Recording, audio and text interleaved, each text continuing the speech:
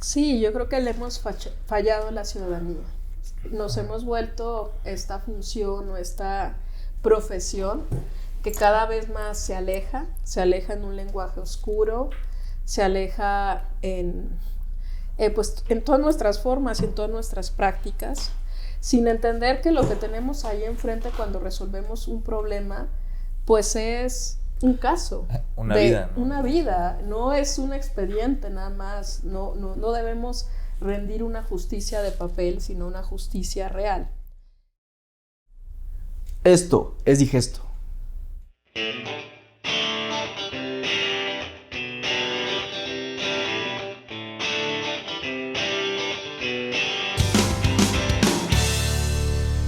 Bienvenidas y bienvenidos a una nueva temporada de Digesto, en donde estamos sumamente emocionados.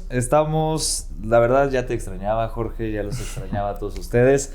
Estamos iniciando la cuarta temporada de Digesto. Estamos muy felices también porque ya llevamos unas cuantas grabaciones en donde hemos conocido personas increíbles que nos han dejado experiencias de vida, aprendizajes sobre todo, que creo muy valiosos. Supongo yo que para ellos también, para todos ustedes que nos ven.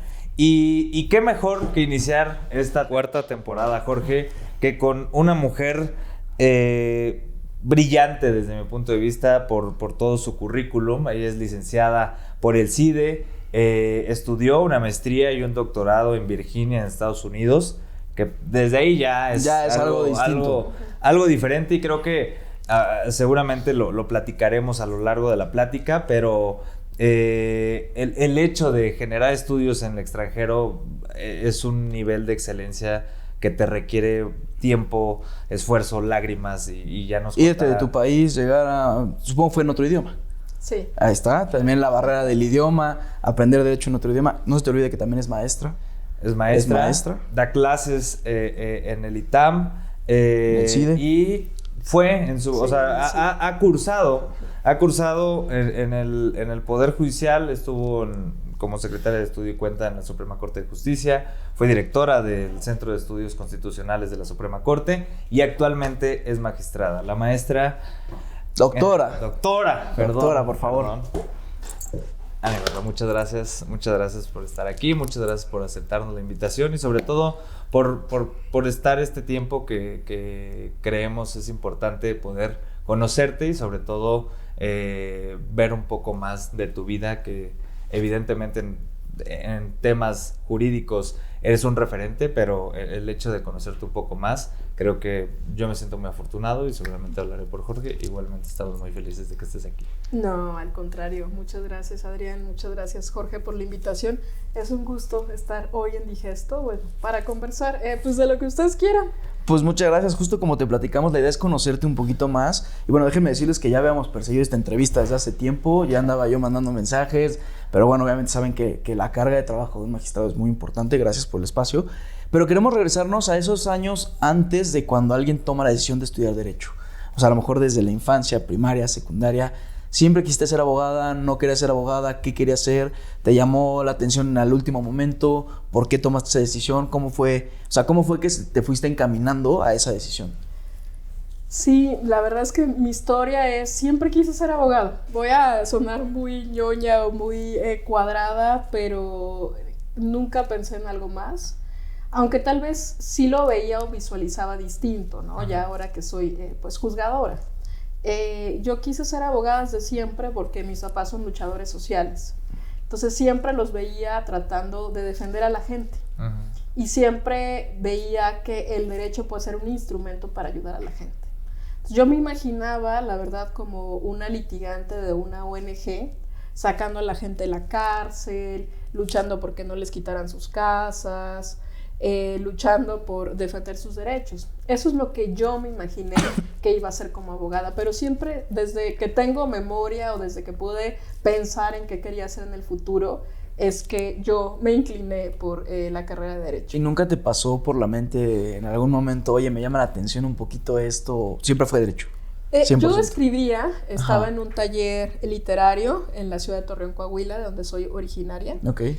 Y teníamos un taller de literatura ahí con el profesor Saúl Rosales, un literato de allá, y también estuvo muy involucrada en teatro, entonces me movía mucho la cultura y bueno, por ahí publicamos algunas cosas de poesía y sí me motivaba, me ilusionaba, pero siempre lo vi como una pasión el derecho, o sea, siempre me incliné alguna vez y pensé, bueno, me dedico a la literatura, pero la verdad que algo como que me llene de esta forma tan completa, que me motive todos los días, pues no sé, yo creo que fue una suerte que desde muy joven lo tuve muy claro. Fíjate que, digo, a veces nuestras entrevistas son un poco inusuales porque brincamos de temas a temas. Está muy bien. Pero, a ver, quiero enfocarme un poco a esta situación del te llena, ¿sabes? Uh-huh. A veces nos ha pasado, lo digo por experiencia propia y porque también en conversaciones con amigos o con gente más chica, etc., siempre se preguntan esto de cómo es que te llena algo, ¿sabes? O sea, ¿en qué momento sabes que te va a llenar? Porque creo que cuando das el primer paso de decir, pues voy a estudiar la carrera de Derecho o me voy a dedicar a lo que sea, no sabes si realmente eso te va a llenar, ¿sabes? O sea, ¿qué es lo que tú crees que te hace pensar y tomar esa decisión de vida de pues me voy a aventar a esto? O sea, ¿hay algo que desde siempre te motivó o simplemente en el camino fuiste descubriéndote? Sí, cuando digo me llena, y por eso dije que es una fortuna, porque fue una suerte haber encontrado mi vocación muy pronto. Sí, siempre pensé en el derecho, ¿no? Como un camino para mí.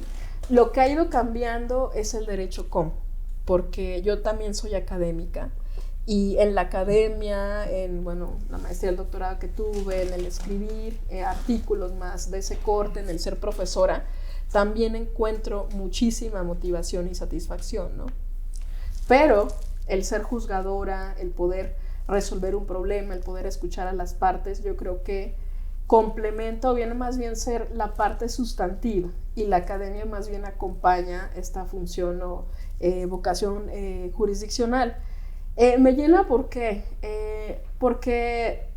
yo siento, y así se lo platico a mis alumnos, siento que los abogados somos investigadores. Uh-huh. Porque nos enfrentamos a un problema y pocas veces tenemos la respuesta. Entonces yo me aproximo hacia las cosas. Primero, respecto a la evidencia, uno de mis temas que me apasionan es el tema de valoración probatoria, ¿no?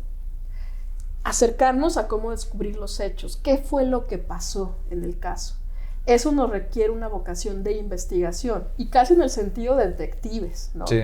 Vaya, no nos vamos a sustituir en las fiscalías, etcétera. No me refiero a eso, pero si entramos como con este cuestionamiento respecto de cuáles son los hechos, así sea en un caso fiscales, sí, que son muy áridos, ¿no? Si hay materialidad de las operaciones o no, son temas probatorios a los que nos tenemos que aproximar eso como investigadores, indagando. Y ahí la cosa que se vuelve para mí muy relevante e interesante es la interacción con otras ciencias.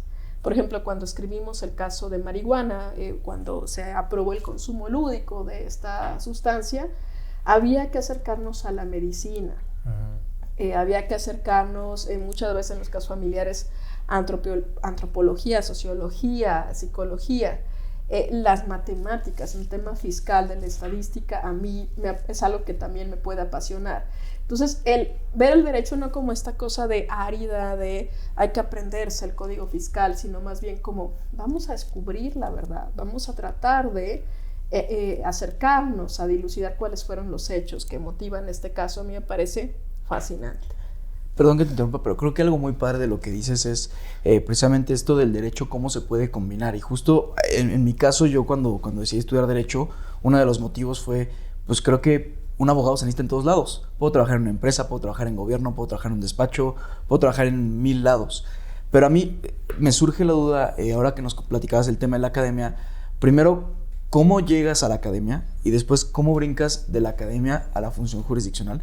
¿Y cómo mezclas eso? Porque creo que algo muy importante que se dijo en estos últimos meses, recuerdo mucho en los diálogos del tema de la reforma judicial, el ministro Lainez dijo, perdónennos, no nos hemos acercado a la población de la manera debida, como lo deberíamos estar haciendo para que la gente conozca. Y un poco lo que decías, ¿no? Pues a lo mejor la gente ve el derecho muy cuadrado, no lo ve como vamos a resolver. Y creo que tú sí. Entonces eso me gusta mucho de tu forma de pensar, de cómo acercas el derecho pues a los ciudadanos, a los justiciables, a los alumnos. ¿Cómo combinas esto? ¿Cómo llegaste a la academia? ¿Cómo de ahí a la función jurisdiccional? ¿Y cómo combinas estas dos? Sí, yo creo que le hemos fallado a la ciudadanía. Nos hemos vuelto esta función o esta profesión que cada vez más se aleja en un lenguaje oscuro, se aleja pues, en todas nuestras formas y en todas nuestras prácticas, sin entender que lo que tenemos ahí enfrente cuando resolvemos un problema, pues es un caso. Una vida, no es un expediente nada más, no debemos rendir una justicia de papel, sino una justicia real.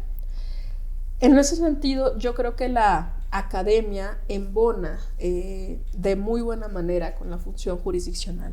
¿Cómo llego yo a la academia? En realidad, cuando yo llego al CIDE, pues yo llego pensando, ¿no?, en convertirme en esta abogada litigante de las causas sociales. ¿Llegaste directo de Torreón al CIDE? Sí. ¿Fue tu primera experiencia aquí en Ciudad de México? Me becaron para venirme aquí a Ciudad de México, para venirme a esta institución pues, de excelencia. Fui parte de la segunda generación de la carrera de Derecho y yo me enamoré de la academia. O sea, me enamoré del rigor técnico que tenían, de la teoría, de la filosofía. Mi tesis de licenciatura es sobre lógica jurídica y me pongo ahí a hacer fórmulas sobre argumentación. Y pensé, ¿no?, que mi vocación iba a ser esa, ser investigadora, ser profesora. Muy pronto llego a la Suprema Corte de Justicia de la Nación como secretaria proyectista. Yo creo que fui la secretaria más joven hasta ese momento. ¿Cuántos años tenías? Tenía 25 años, o sea, la edad mínima para ser secretaria proyectista. Y mis compañeros eran, pues, mínimo 40, ¿no? Yo me encontré a algunos profesores ahí que me decían, ¿y tú qué haces aquí? Y yo, pues, aquí trabajo, ¿no? Y soy tu compañera. Pero yo creo que ahí es donde logro hacer esta combinación entre la academia, la investigación y la judicatura.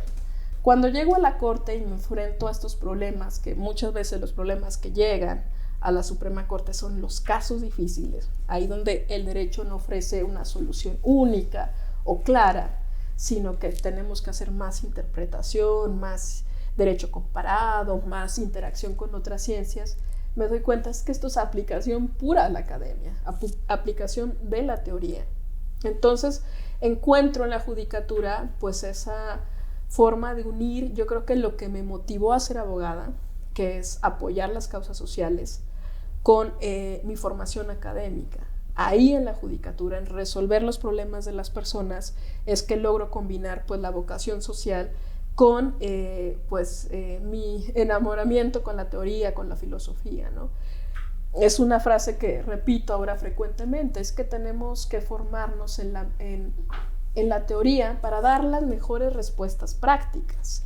Y yo lo veo así, o sea, la teoría no es un fin, el proceso no es un fin, sino que debe estar al servicio de la justicia para dar las mejores respuestas.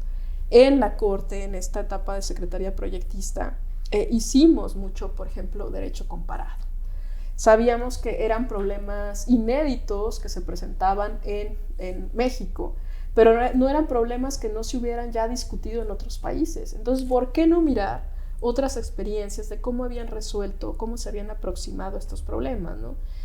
Problemas, por ejemplo, de cambio de identidad, problemas de derecho al nombre, muchos casos de los que me siento muy orgullosa, ¿no? Por ejemplo, ¿por qué siempre tenemos que poner el apellido paterno en primer lugar, ¿no? Ahí dijimos, no, puede ir el apellido materno. El caso de marihuana, que ya comentaba, el caso de cómo generar las separaciones de los niños pequeños que viven con sus mamás en reclusión, el caso del Mayan Palace, donde se otorgó una sentencia millonaria eso está muy bueno. A un chico que fue electrocutado porque se cayó en un lago artificial. ¿Quién va a ir a un lago artificial pensando que me voy a electrocutar? Muchas cuestiones, por ejemplo, el derecho de daños o los daños punitivos, que ya están muy vistas y muy estudiadas en el derecho comparado. Entonces, ¿por qué no asomarnos a esas respuestas No quiere decir que vamos a extraer Claro. de esas decisiones ya, ¿no? La respuesta, pero ¿por qué no mirarlas? O sea, a lo mejor Para puede ver ser si orientador. sirven, exactamente, como algo orientador. Entonces yo creo que así llego a la academia y así llego a la judicatura, pero ve en la judicatura esa forma de embonar o de enlazar estas dos cuestiones. ¿Crees que la justicia en México está atrasada? O sea, es decir, el derecho en México, ahora que comentas experiencia internacional, ¿crees que a México le hace falta justo voltear a ver a otros lados como para aprender un poquito? Totalmente. Y no lo digo en un sentido malinchista. No, para nada. Me parece que tenemos que avanzar mucho, yo diría, por ejemplo, en la colegiación obligatoria, en que no cualquiera puede ser abogado porque no se juega con poca cosa. La materia de trabajo de los abogados es nada más y nada menos que la libertad de las personas, los derechos de las personas y los estándares éticos, ¿no? Tenemos que elevar muchísimo la práctica profesional para que los ciudadanos reciban un servicio técnico, pero también ético. Y luego, por supuesto, nosotros tenemos una tradición reciente en materia de derechos humanos. Hemos avanzado mucho con estas elaboraciones jurisprudenciales que han dotado contenido a los derechos, pero todavía estamos atrás, ¿no? Respecto de otros países.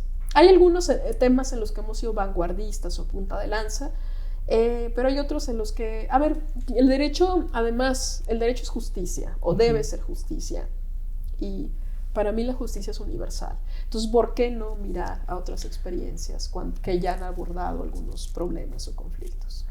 Pues, o sea, a ver, tienes toda la razón. Creo que ese tema de colegiación, creo que hay cosas que se tienen que innovar. Pero voy a regresar un poquito, pero me quedé pensando lo que decías del trabajo que hacías como secretario proyectista a tus 25 años. Platícame, porque sabes que a mí me gusta mucho como imaginarme, o sea, como en mi cabeza de que, pues tú ibas a la corte y entonces entrabas a las 6 de la mañana y salías a las 12. A las 9, o sea, no exageremos. platícame, ¿por qué? Porque Sí. creo que también en este aspecto como que a veces dejamos de lado y damos por hecho de que las sentencias surgen así nada más porque sí. O sea, tú como ciudadano creo que ves y dices, bueno, pues hoy ya puedo fumar y si quiero fumar Sí, no te das una el tiempo de dosis, entenderlo. exacto. Pero no te das cuenta que detrás de todo eso, pues también hay vida, ¿sabes? O sea, el expediente es una vida, pero también quien hace el expediente es otra vida, ¿sabes? Entonces, ¿te acuerdas más o menos de cómo era tu rutina cuando ibas a la Suprema Corte? O sea, si nos puedes platicar un poquito cómo fue esa etapa de tu vida. Fue una etapa muy bonita, que bueno, incluso la podemos como conjuntar o denominar como 10 años de derechos. Donde yo trabajaba había un equipo muy, muy bueno. Eran compañeros y compañeras formados de la mejor manera, pero con las mejores intenciones y con una visión de la justicia con equidad y sentido social. Siempre tratamos, y ahí están, ¿no?, los proyectos de sentencia y que se convirtieron en sentencia, de avanzar los derechos, pero de avanzarlos con seriedad, con mucho rigor técnico. Y pues se puede ver, si Sí. vemos estos casos de los que hablo, estos casos que fueron punta de lanza, que fueron paradigmáticos, cómo está construida la argumentación, porque no se trata solamente de decir, sí, vamos a avanzar el derecho al libre desarrollo de la personalidad, sino cómo. O sí, siempre cuando hablamos de derechos hay que ponderar. Bueno, sí, ¿cómo realizamos esta ponderación, ¿no? Por ejemplo, el caso de marihuana es una sentencia que a mí me parece, además de que es paradigmática, es muy pedagógica y se creó con esa intención de explicar paso por paso cómo debe ser el test de proporcionalidad para que fuera una herramienta útil, no solo para ese precedente, el consumo lúdico de marihuana, sino para cualquier vulneración o afectación a un derecho humano o pues, oposición de un derecho humano frente a otro interés del Estado, ¿no? Y así nos imaginamos las sentencias con ese efecto útil, con ese efecto futuro, con ese efecto constructivo, y veíamos a las sentencias como este motor de cambio social, ¿no? Entonces fueron años de verdad muy fructíferos, muy emocionantes, de mucho aprendizaje, de mucho trabajo en equipo.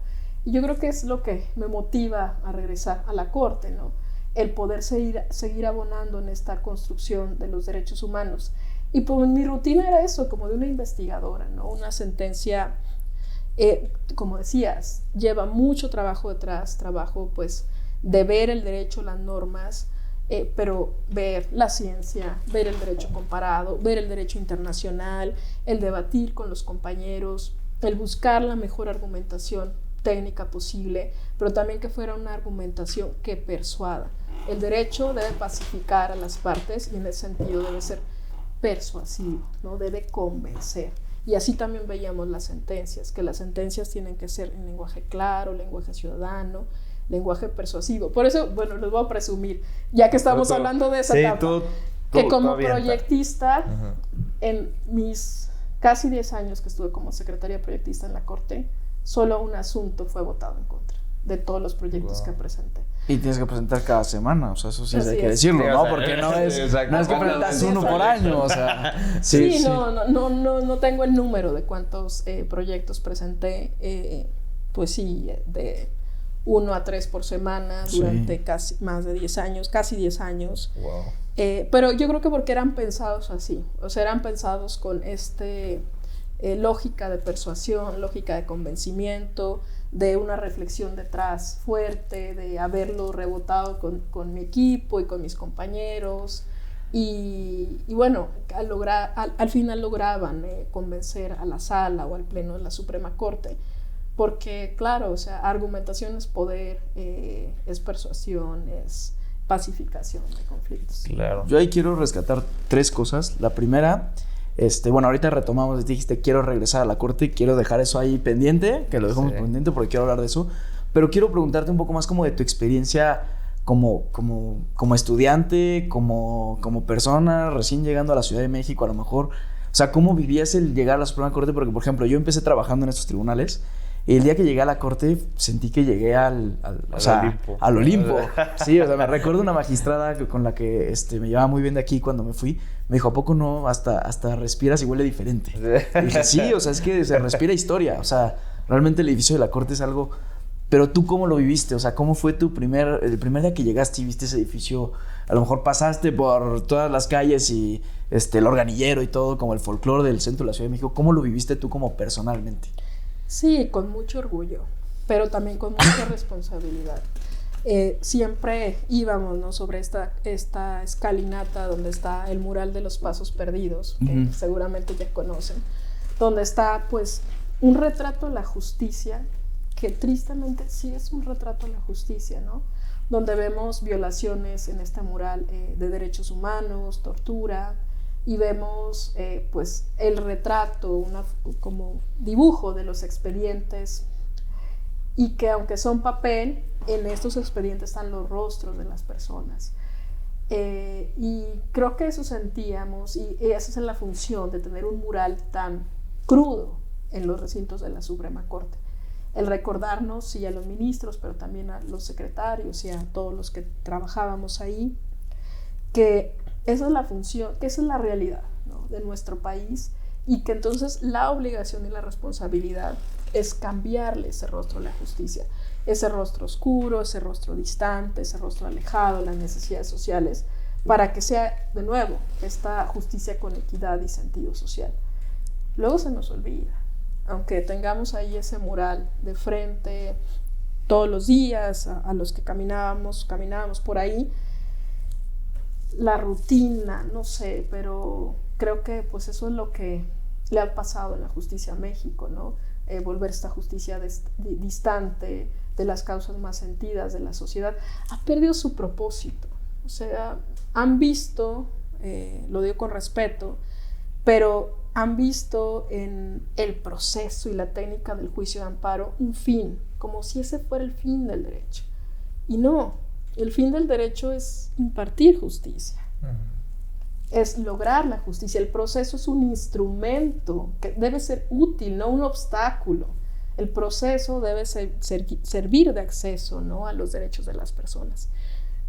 Y más aún, el juicio de amparo debería ser el juicio más expedito y más sencillo para las personas, porque como se concibió y como debe operar es como un mecanismo de tutela y de protección y restitución de los derechos. En cambio, los abogados, desde litigantes, desde juzgadores, ministros, hemos visto como si la técnica del proceso fuera el objetivo de la función. Y sabe más quien sabe más causales de improcedencia y reglitas, sí. Y hay reglita de la reglita, excepción de la excepción. No, esos formalismos son los que llevaron a que nuestra justicia fuera lenta, nuestro lenguaje barroco, oscuro, alejado de la ciudadanía, y también el no entender que, aunque todos somos iguales, no venimos de donde mismo, y que es función del juzgador, pues tratar de equilibrar, ¿no?, en la cancha del juego de la justicia estas diferencias, para que entonces sí pueda ser una justicia real para todos y todas. No, y para que llegue, ¿no? O sea, sobre todo, a ver, yo creo que un tema, viéndolo desde ese aspecto, a veces, y tiene que ver como cuando somos estudiantes, que lo que decía Jorge, cuando llegas a la corte, lo ves como el palacio. Olimpo, el palacio, pues evidentemente es el máximo escalón al que puedes aspirar estar ahí. Pero también lo ves así porque justo creo que siempre ha sido este tema distante, como, o sea, desde que eres estudiante y pues no sé, cuando no estás ni siquiera pegado al derecho, ¿no? O sea, nosotros como estudiantes decimos, no, pues un ministro, pues es así de que le pone alfombra roja y pásele, ¿no? Siempre creo que ha sido así la concepción. Sin embargo, tal vez yo lo vea diferente ahora, pero creo que con el tiempo y las generaciones, no sé cómo te pase con tus alumnos, pero creo que también ha ido cambiando esa concepción, como que ya no es tanto ese aspecto, sino que se piensa o se trata de hacerlo un poquito más cercano, ¿no? Que creo que es la tendencia de la justicia ahora, que creo que sería lo ideal, porque... Yo te contesto, por maestras como Ana María, que permean esos alumnos. O sea, justo, eso es a lo que voy. O sea ¿cómo lo vas como socializando, ¿no? Porque cambias de un paradigma donde las personas son de que pues, están allá en su oficina, no tienen este aspecto de cercano. Y ahora, pues creo que la idea es esa, ¿no? No sé cómo tú lo veas. Si eso es, yo creo que de generaciones o es algo que es una tendencia social, no sé, o sea, no sé cómo... Es una demanda ciudadana. Es una demanda ciudadana que se materializa en la reforma judicial. Nos puede gustar o no el resultado de la reforma, pero atiende a esa problemática no atendida, a la que hicimos oídos sordos, de acercar la justicia a la gente. ¿Qué vino? Una reforma que de tajo lo que hace es, pues ahora la gente va a votar a sus jueces y juezas.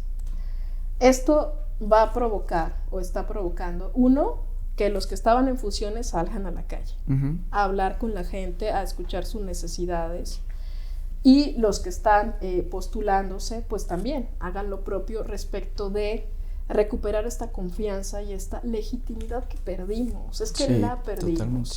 Perdimos la legitimidad ciudadana. Esto es una oportunidad para recuperar esa confianza ciudadana.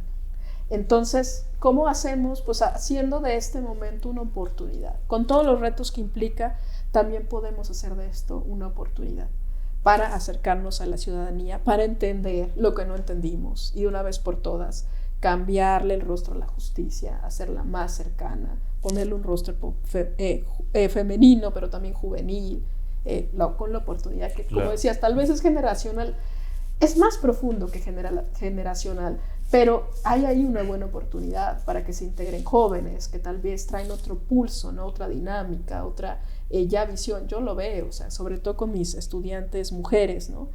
Ya no se les va una.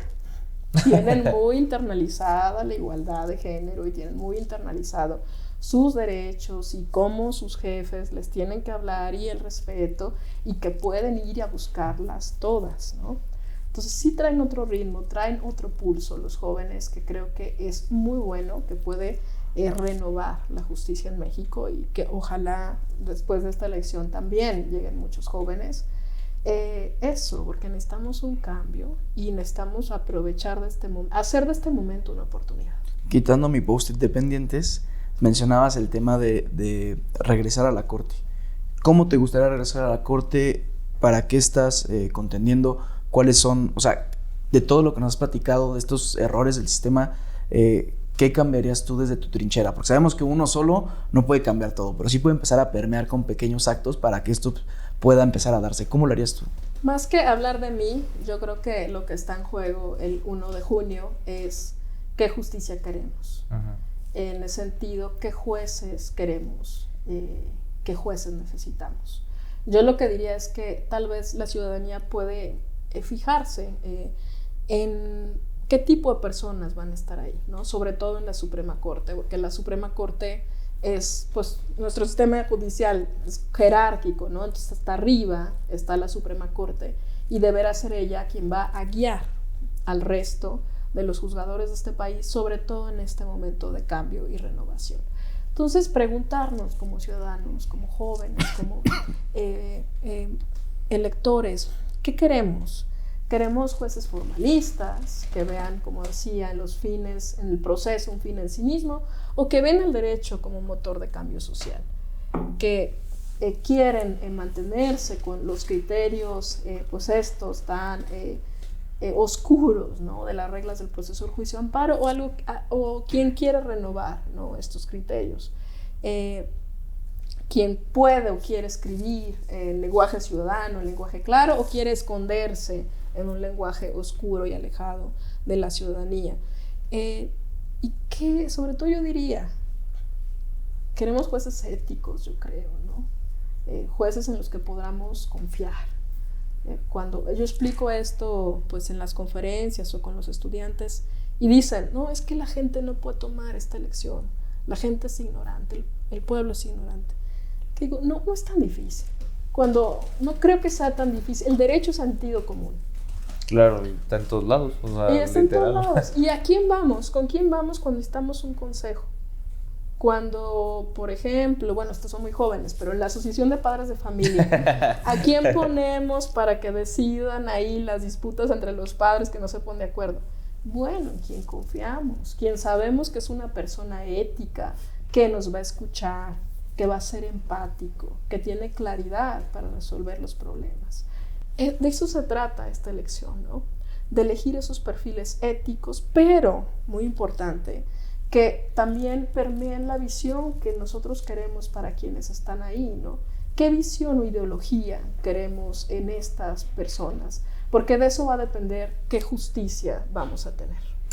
Sí, y yo creo que, a ver, es sumamente importante el hecho, como dices, de distinguir sobre hacia dónde, ¿no? O sea, qué es lo que buscan. Y en este inter nos gusta mucho preguntarle a nuestras invitadas, a nuestros invitados, cuál es o sea, alejándonos un poquito de esto, pero yo creo que tiene que ver mucho, ¿cuál es tu filosofía de vida con relación a todo? Porque hace rato me quedé pensando y te quería preguntar, lo quiero hilar con esto. A ver, cuando tú, o sea, siempre vemos de este lado como, pues, hiciste un doctorado, te fuiste al extranjero, estuviste en la Suprema Corte, obviamente proyectabas, pasabas tus sentencias, pero yo creo que gran parte de todo ese camino también es un sacrificio, y aparte del sacrificio es una frustración. Seguramente tuviste momentos donde no sabías qué hacer, cómo decidir, qué decisiones tomar. Entonces, bajo esa expectativa, o sea, ¿cuál es la filosofía que tú has desarrollado, ahora que tú lo ves de este lado como magistrada, que te permite como salir adelante en ese tipo de cosas? Porque seguramente habrá alguien que nos ve y dice, puta, pues estoy pasando a una situación compleja, una situación complicada, si me voy para allá, si me voy para acá, ¿qué hago? Tengo esta incertidumbre. Entonces, creo que también nos es muy fructífero conocer de las voces de alguien que ya ha pasado todo eso, o sea, cómo ve la vida, ¿no? Es una muy bonita pregunta.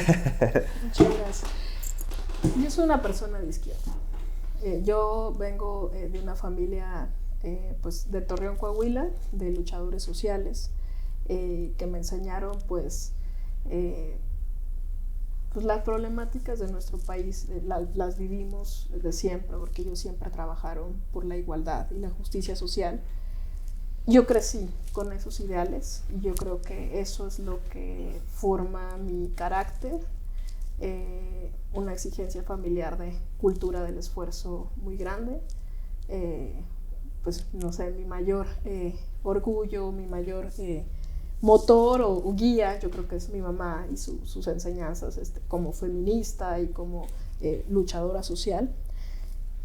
Y ya después ahora lo puedo traducir en algo que puede ser un poco más filosófico, ¿no? Pero lo dijiste muy bien, la filosofía judicial que yo tengo, la visión que yo tengo. Yo creo en una igualdad, en una justicia con equidad y sentido social. ¿Y qué significa esto? Es una idea muy básica, pero es revolucionaria. La igualdad. No, pues ahí está, ¿no? En el artículo primero constitucional. ¿Qué de revolucionario tiene esto? Lo tiene todo. Es que en el fondo todavía no permea la idea de que todas las personas somos iguales. Todavía las personas homosexuales no tienen todos los derechos que tenían, todavía las mujeres no tienen todos los derechos que tenían en la práctica, en el ejercicio. Las personas pobres, ¿no? Los grupos vulnerables. Entonces, en ese sentido, sí es una idea revolucionaria, porque esta visión o esta filosofía de la justicia, una justicia con igualdad y sentido social, significa reconocer que tenemos que reparar todo el tiempo esos desequilibrios, que tenemos que advertirlos en el expediente, aunque no estén planteados, las vulnerabilidades, las desventajas, para emparejar la cancha de juego y ahora sí impartir una justicia real. Digo que es una idea revolucionaria porque la igualdad implica cambio, implica modificar el status quo, y hay a muchos que no les gusta que se modifiquen las cosas porque el status quo siempre les ha favorecido. Por eso es una idea revolucionaria y por eso es una idea de izquierda. Yo cuando digo juzgar desde la izquierda me refiero a eso. Me refiero a la idea básica pero revolucionaria de la igualdad. Esa es mi visión. Y sí que es un faro en los momentos más difíciles y en los casos más complejos. No todos los casos son fáciles, muchos son fáciles porque la respuesta es muy clara por los textos legales y de la Constitución. Pero hay casos muy complejos, sobre todo los que llegan a la Suprema Corte, son casos complejos, donde están en oposición valores, los dos muy importantes. La libertad religiosa, por ejemplo, en oposición a la vida de una niña. Sí. La libertad de las personas a decidir qué hacer sobre sus cuerpos versus o en oposición al derecho del Estado de regir una política pública de salud o de seguridad. No es poca cosa. El derecho de las mujeres a interrumpir su embarazo frente a algo valioso que también hay que proteger, como es la vida del nascituro, ¿no? Aunque no sea todavía una persona. Esos son casos límites y complejos. El caso de una niña, por ejemplo, que había sido adoptada de forma ilegal, la registraron unas personas que no eran sus papás biológicos como hija suya, y de pronto años después aparece la madre biológica. ¿Qué hacemos en esos casos? Todos son conflictos de valores e intereses muy relevantes que yo creo que solo pueden ser resueltos con esta filosofía, como bien dijiste. La filosofía judicial de los intérpretes es lo que guía, ahí donde no hay una respuesta clara, exacta, ¿no? Para estos problemas. Lo veo tal como lo dijiste. La filosofía judicial es un faro o una guía, pues, en los momentos de oscuridad. Sí, pues, ¿qué hago? Sí. ¿Qué hago en Sí, este ¿para momento dónde? Sí. tan complicado? Pasamos a... Sí, hacer- lamentablemente estamos llegando al final de esta entrevista. De verdad, Ana María, muchas gracias por estar aquí con nosotros. Rapidísimo, ¿qué onda? Sí, siempre se van rápido, cosas interesantes. Pero antes de irnos, te vamos a hacer 3 preguntas al azar. La primera es, si no vivieras en la Ciudad de México, ¿en qué ciudad te gustaría vivir? Y no vale decir Torreón. Nada de No nada vale por ahí. regresar a... Sí. ¿En qué Ciudad de México o estado te gustaría vivir? Jalapa. Híjole, y aquí ya me estoy metiendo en problemas, pero sí, en algún momento pensé irme. ¿Jalapa y por qué? Es una ciudad muy bella en cuanto a pues la naturaleza y bueno, porque pues no sé, ahí encontré un amor que después no se logró, pero sí era una idea en mi vida. Habría un punto para regresar. Exacto. La segunda, ¿cuál es tu comida Me dijeron favorita? que cuál pregunta no les hubiera dicho, pero Sí. nunca ¿A me quién lo le cortas, imaginé. Jay-Z? Sí, sí. No, está bien, para que sepan que cualquier cosa nos vamos en Jalapa. Nos vamos a Jalapa y... ¿Cuál es tu comida favorita? Híjole, las hamburguesas, yo creo. ¿Sí? Sí, sí. ¿Eso vino después de vivir en Virginia o ya siempre? No, Ya las mejores venía están de- en Torreón, Coahuila, ¿Sí? por supuesto. No, porque la carne de allá Sí, muy buena. es buenísima. Sí, sí. Los de las hamburguesas Las de Torreón. hamburguesas. ¿Las hamburguesas? Sí. Es el debate constante, hamburguesa o pizza, ¿no? Entonces, ¿tú? ¿Hamburguesa o Yo- pizza? Hamburguesa. Para quedar bien con la magistrada, ¿eh? Sí, para No, sí, para la hamburguesa, mayoría. hamburguesa. Sí. ¿Tú? Yo creo que pizza. Sí. O sea, es que, a ver, sí me gusta mucho la hamburguesa. pero Mi también- hijo es Team Pizza Sí. también. La Sí. ventaja de la pizza es que la comes más fácil. Sí. Y... No, sabe, bueno, no sé. A ver, no sé, es muy buena. Y la tercera, esta a todo mundo lo mete en conflictos. ¿Cuál es tu canción de karaoke? Pues esta la voy a cantar así a Yo soy desvivirme. bien mala y yo creo que me pagan para que me baje Sí. del escenario. Pero ¿cuál me sé perfecto y me gusta? Vengo en el coche sola y me gusta poner esta O para no sé, cantar. o lo Y que escuchas. Sí, sí como- está muy variado. Me gusta mucho la trova. Ajá. Recientemente fui a ver el concierto de Sabina. Me gusta Oh, Karol G también. Karol G. Debo No, decir. o sea, sí, fuiste está muy variado. Sí. Oye, hace poquito, Sabina Karol G. hace poquito Adrián y yo tuvimos la fortuna de ir al antro de Karol G, ¿te acuerdas? Ah, sí, es cierto. El Callejón del Gato. El Callejón del Gato, exactamente. Muy bueno. No, pues qué Pero entonces padre. no tendrías así como una que digas, esta la quiero cantar. Preferiría no subirme a un escenario a cantar. Sí, sí. Oye, Y ustedes también. Pero es que justo lo decías Sí, que, sí. que te gustaba el teatro y eso, ¿nunca pensaste como el lado de la actuación? Sí lo pensé, pero sí, no, muy pronto yo creo que me distraje en otras cosas, sí. Bueno, Sí, entonces como no nos dijo canción, vamos a cambiarla por película. ¿Alguna película que te hubiera gustado interpretar? interpretar. Híjole, eso está difícil. Está difícil. Está muy Tú, Adrián, a difícil. ver, mientras en lo que piensa. Ok. Y así de, no, pues yo tampoco. Yo tampoco pienso. Iba a decir Kill Bill, pero se va a escuchar Sí. pésimo, No, está bien, puedo Oye, está decir que bien, me- pues soy un poco bélico acá para, ¿no? Exacto. Para sí. sacar el estrés, ¿no? Yo creo que estábamos hablando de filosofías de vida y Sí. el estrés, no sé, o sea, no que me guste interpretar, pero me gusta mucho, ya les había dicho, la de Mente Brillante. O sea, es un tema, me gusta, no me gustaría interpretarla, puede ser una, te cambio tu pregunta a película ¿Cuál te favorita. Mente Brillante. Es tu programa, haz lo que tú quieras. Sí, exacto. La de él, James Bond, ¿no? O sea, el señor siempre... No lo iba a decir, pero si ustedes quieren la interpreto. Eh, Me la James aviento. No, siempre digo James Bond. Pero no, yo creo que ahorita escogería Rápido y Furioso. Está de acción, hay Está coches, está padre, interesante. Eso estaría divertido. Película Sí. favorita, creo que es más fácil. Sí, Ay, hay no, muchas. puta Hay muchas. Justamente estábamos hablando de una película que se llama Una simple formalidad. Ay, Ajá. no voy a ver muy ñoña, lo siento. De Gerard Depardieu, es francesa. Pero trata mucho de una persona que de pronto llega y le están haciendo un juicio y no sabe de qué va, ni nada. Y voy a hacer spoiler rápido, ni modo, pero al final se trata de si puede entrar o no al cielo. Pero Ok. a mí me parece como un poco la versión fílmica del proceso de Kafka Ajá. y un poco lo que refleja nuestra justicia actualmente de es un absurdo. Perdón, ¿eso sí O puede sea, entrar o no a dónde? Al Al cielo. cielo. O sea, estaba muerto y le estaban haciendo un juicio Para por ver si merecía. pasa o no. Interesante. Exacto. Pero Ese que es les voy a tan dejar a mis absurdo, no alumnos. sabe qué está pasando, no sabe en qué va, no sabe de qué se le acusa, no sabe cuál es la consecuencia y tristemente es lo que pasa en la justicia, ¿no? Así Pues sí, como no saben, no es saben qué es lo como que está pasando, ¿no? esto tan absurdo, tantas reglas tan complejas que los ciudadanos se encuentran perdidos cuando tienen que enfrentar el sistema ¿Un de simple justicia. formalismo? ¿Dices? Sí, ya pure formality, señor. Ok. ¿Tú, Sí. ¿Tú entrarías al cielo? Claro. O dejamos que contesten allá afuera. Obvio, ¿no? Vamos a hacer una encuesta. Ah, sí, exacto. Bueno, pues muchas gracias por ver esta nueva temporada de Gesto. Ana María, otra vez muchas gracias por regalarnos de tu tiempo, de tus experiencias, de todas tus enseñanzas. Y seguramente yo creo que podremos hacer otro programa ya un poco más interesante. Donde, Más técnico. Donde hablemos de temas muy técnicos justo. A lo mejor un poquito más largo. porque el tiempo no nos... Pero bueno, igual muchas gracias por estar aquí. Muchas gracias. Muy divertido, muchas muchas de verdad. gracias. Estamos muy Jorge felices. y Adrián. ¿A cuál Jaycee? A esa, porque luego siempre me equivoco y Jaycee me regaña. Muchas gracias por seguirnos. Ahora esperen las nuevas entrevistas que traemos para ustedes, que tienen, pues justo eso, acercar un poco más y sobre todo aprender de todas y todos nuestros invitados.